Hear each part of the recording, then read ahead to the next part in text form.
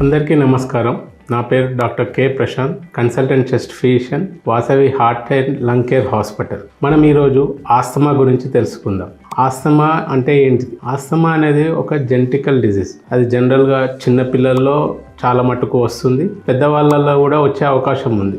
Asthma ఉన్న వారికి వాళ్ళ పేరెంట్స్ కానీ గ్రాండ్ పేరెంట్స్ కానీ ఆస్తమా కూడా ఉండే అవకాశం ఉంటుంది. ఆస్తమా ఉన్న వ్యక్తులకి వాళ్ళకి పడని వస్తువు లైక్ చల్లటి కానీ దుమ్ము కానీ ఏదైనా ఎక్స్పోజ్ అయినప్పుడు వాళ్ళ ఊపిరితిత్తులో ఉండే శ్వాస తీసుకునే నాళాలు వాపొచ్చి మూసుకుపోయి శ్వాస తీసుకోవడంలో ఇబ్బంది కలుగుతుంది. సో ఆస్తమా లక్షణాలు ఏంటి? ఆస్తమా లక్షణాలు శ్వాస తీసుకునే ఇబ్బందితో పాటు దగ్గుతో తెమడ, పిల్లి కూతలు లైక్ విజిలింగ్ సౌండ్స్ కానీ ఛాతీ బరువు ఎక్కడం, ఇవన్నీ లక్షణాలు ఉండే అవకాశం ఉంటుంది. సో ఆస్తమా అనేది ఎలా నిర్ధారించబడుతుంది? ఆస్తమా ఈ పైనున్న లక్షణాలతో పాటు స్పైరోమెట్రీ అనే టెస్ట్ ఉంటుంది, లంగ్ ఫంక్షన్ టెస్ట్. అది ఒక పల్మనాలజిస్ట్ దగ్గర ఉంటుంది.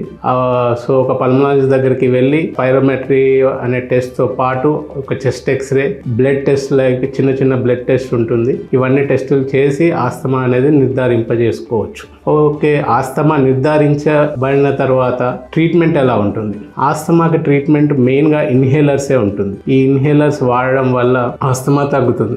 ఆ ఇన్హేలర్స్లో కూడా ఆస్తమాకి సంబంధించిన ఇన్హేలర్సే వాడాలి. సో మనకి ఆస్తమా మెయిన్ ట్రీట్మెంట్ ఏంటంటే ఇన్హేలర్స్ అండ్ మనకి పడని ఏమున్నాయో అవి గుర్తించి వాటిని అవాయిడ్ చేసుకోవడం. సో ఒక పైన ఆస్తమా లక్షణాలు ఉన్న వారికి ఒక చెస్ట్ ఫిజిషియన్ని కలిసి టెస్టులు చేయించుకొని ఆస్తమా నిర్ధారింపజేసుకొని సరైన ఇన్హేలర్ సరైన పద్ధతిలో వాడితే ఆస్తమా కంప్లీట్గా కంట్రోల్ చేసుకోవచ్చు, క్యూర్ చేసుకోవచ్చు. Thank you.